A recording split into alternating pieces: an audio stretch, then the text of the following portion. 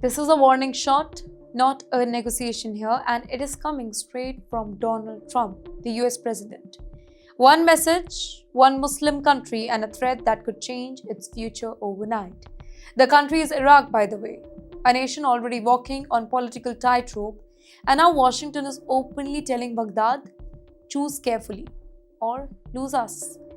Let me tell you what Trump really said here. You're watching Times XP. It's me, Vriti Yatri. Donald Trump has warned that if Nouri al-Maliki returns as Iraq's prime minister, America will walk away. No help, no support, no backing. In fact, Trump's message is loud and clear. Trump says Iraq is considering a very bad choice.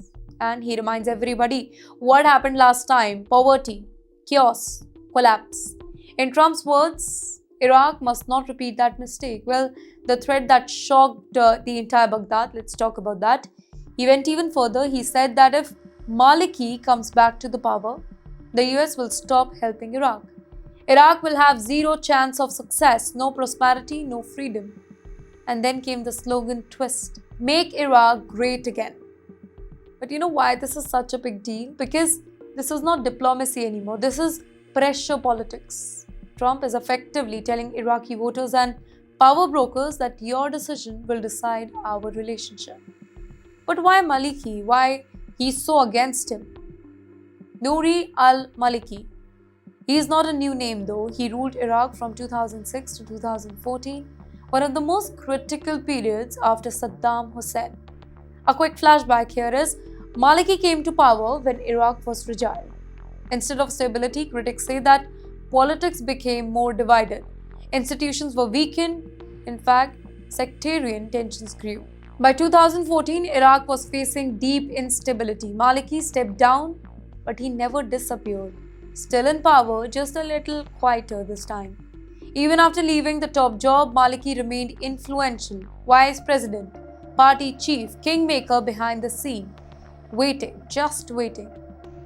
And now, he's returning, and Washington is really scared about it. Maliki is backed by an Iran-aligned Shia bloc into the parliament. Now, for the US, that raises the alarm bell because Washington sees this as Iran expanding influence, Iraq drifting away from the West, US interests shrinking in the region. In fact, behind the scene diplomacy is there. Before Trump spoke publicly, US officials were already active.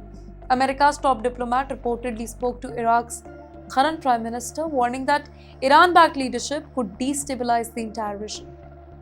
The message, it was subtle then. Trump made it absolutely blunt. Well, this is about more than just one man. This is about US versus Iran influence, control in the Middle East, Iraq's future direction. Maliki has become the symbol of that battle. So the big question is, what happens next? Though Maliki is not yet the prime minister, but his nomination alone, it has triggered US alarms.